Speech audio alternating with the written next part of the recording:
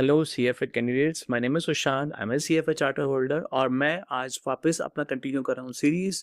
I am bringing this reading 74 option replication using put call parity. इसका ये part 2 है यहाँ पे।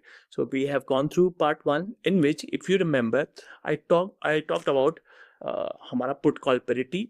इन that if you remember we had equation and the equation was C plus PV of X is equal to S plus P.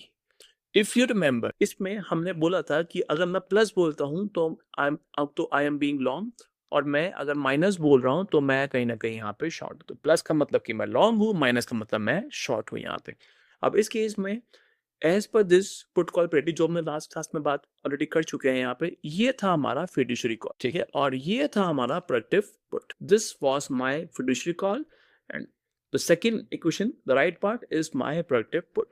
If you remember हमने इसके बारे में बात किया था कि यहाँ पे मैं कॉल में लॉन्ग हूँ, तो मैं लॉन्ग कॉल हूँ और ये था मेरा लॉन्ग बॉन्ड जो कि एक्स पे करेगा मैच्योरिटी पे, और ये मैं लॉन्ग स्टॉक था और ये मैं लॉन्ग पुट था। So if you remember rightly ये हमारा पुट कॉल पेरिटी था एंड लाइक आई सेड कि ये आपको पता होना चाहिए for the examination. Okay, so that was my put call parity. Now इसी का अगर मैं हल्का सा एक्सटेंशन करूं, क्योंकि ये हम लास्ट क्लास में हम ऑलरेडी कवर कर चुके हैं यहाँ पे। सो व्हेन आई से पुट कॉल फॉरवर्ड पेरिटी, ये हमारा नया टॉपिक है आज की क्लास का। So that is put call forward parity.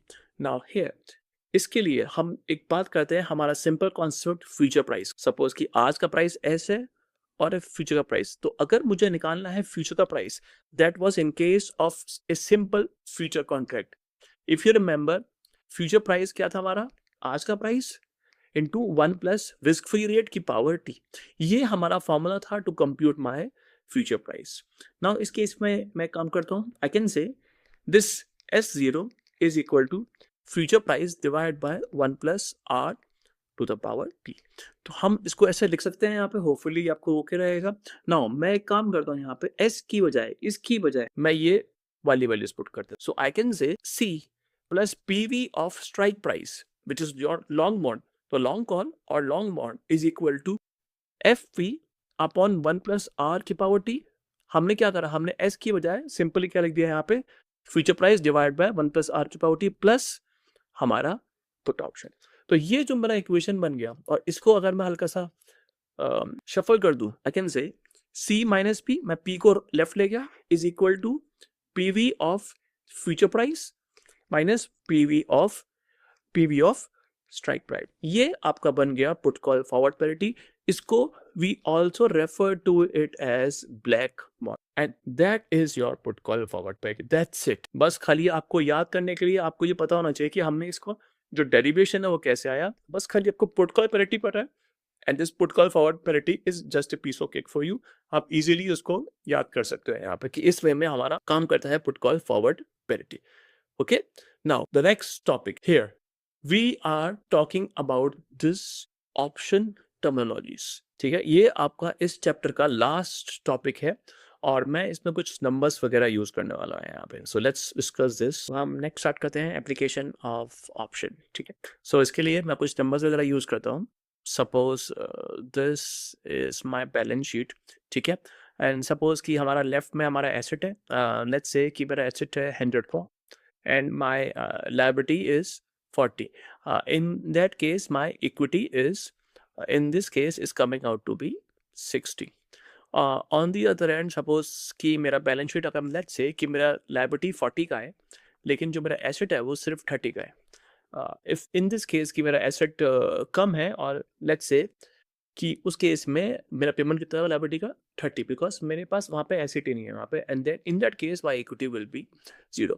So hopefully ये नंबर्स आपको ओके है यहाँ पे। इन द फर्स्ट केस मेरे एसेट थे 100 के, लोन था 40 का, तो मेरा इक्विटी यहाँ पे हो गया balancing which is 100 minus 40, equity मेरा यहाँ पे 60 हो गया। On the other and in the second case अगर मेरा एसेट 30 का था, ठीक है, लेकिन लोन था मेरा 40 का, since my loan was for 40 but since the company does not have a sufficient asset, तो उस केस पे आपका लोन 30 का ही पे ऑफ आएगा यहाँ पे। So I can say for the equity, ठीक है। अब देखो इसमें ना जो इस टॉपिक में यहाँ पे लायबिलिटी को यहाँ पे के से रेफर कर रखा है, मतलब कि स्ट्राइक प्राइस की तरह। सो आई कैन से कि जो मेरा इक्विटी है, अब इसमें यहाँ पे एक फॉर्मूला यूज करेगा मैक्स ऑफ 0 या एसेट माइनस डेट।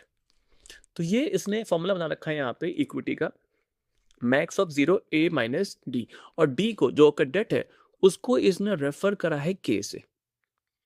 ठीक है, सो मैक्स ऑफ 0 ए माइनस के, that is the value of equity. और मैं आपको इसको भी प्रूव करता हूँ। So let's say in a case 1 when my asset is let's say 100, उस केस पे max of 0 100 minus 40, so that is your max of 0 and 60 and that will give you 60। तो देखो इस केस में हमारा आंसर आ गया। एंड सिमिलरली कि अगर मेरा एसेट 30 का है, इन दैट केस यहाँ पे max of 0 30 minus 40, that is maximum value between 0 and minus 10 which is obviously 0।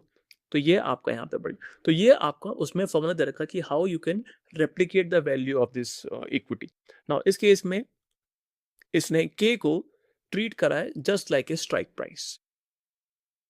तो इसने के को स्ट्राइक प्राइस की तरह ट्रीट करा है। एंड इस केस में इसने जो रेफर करा है हमारी बुक में, वो रेफर कर रखा है इक्विटी को, it is very similar to your call option. कि आप एक तरह से कि इक्विटी के केस में इट्स वेरी सिमिलर कि हम लॉन्ग कॉल ऑप्शन में जिसका जो स्ट्राइक प्राइस है, जिसका जो एक्स है, that is your value of your debt. तो ये आपका फर्स्ट यहाँ पे गिवन था। Again with the help of these numbers we can easily understand कि यहाँ पे किस वे में बात कर रहा है यहाँ पे। Similarly for the debt, debt के केस में इसने इसको रेफर कैसे करा है, इसने बोला है minimum of the value of asset, मैं इसको वी ए लिख रहा हूं, या फिर मेरा डेट। ठीक है, और डेट को उसने ऑब्वियसली के से रेफर करा है यहाँ पे। So that is minimum of value of the firm या वैल्यू ऑफ द एसेट या फिर के। ये आपके बुक में गिवन है।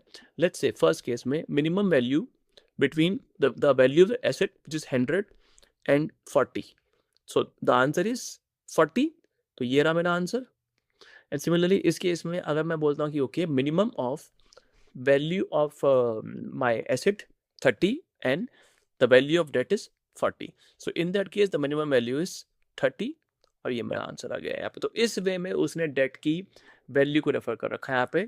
सो in case of equity max of 0 A minus K, ठीक है, या फिर in case of debt it's your lower value और मिनिमम वैल्यू ऑफ डेट या आपका वैल्यू ऑफ एसेट। तो इस वे में आप उसको यूज कर सकते हो, और that is your topic for this application of option.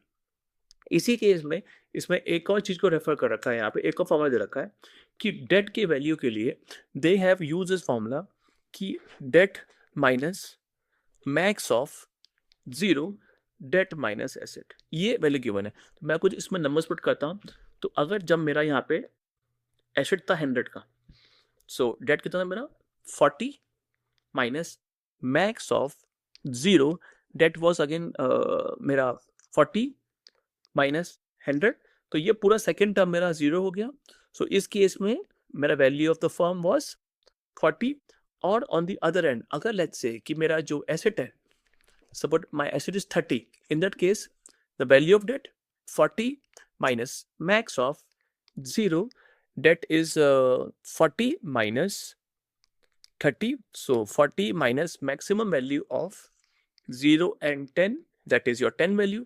तो 40 माइनस 10, तो 30 हमारा आ गया वैल्यू ऑफ डेट। तो इस केस में जो डेट को उसने दो वे में रेफर कर रखा है, एक ये वाला मेथड कि आप लॉन्ग डेट हो, देखो अब इसको उसने कैसे बोला है, इसको उसने बोला है कि आप लॉन्ग डेट हो एक तरह से, और इसमें इफ यू रिमेंबर माइनस का मतलब कि हम शॉर्ट थे, तो आप कहीं ना कहीं शॉर्ट हो। लेकिन अगर आप इसको देखो, इसमें डेट को एक्स की तरह ट्रीट करा है यहाँ पे, मतलब कि ये max of 0 x minus S की तरह इसको ट्रीट कर रहा है यहाँ पे। दैट इज आप शॉर्ट हो यहाँ पे, सिंस यहाँ पे साइन माइनस का है, और शॉर्ट आपको क्या है, पुट ऑप्शन। तो ये आपका बन गया एक रेप्लिकेशन सा कि आप डेट के केस में आप लॉन्ग डेट हो और शॉर्ट पुट ऑप्शन हो, या फिर आपका मिनिमम वैल्यू है आपका डेट का, सॉरी मिनिमम वैल्यू आपका डेट का या फिर आपका एसेट का। तो ये आपका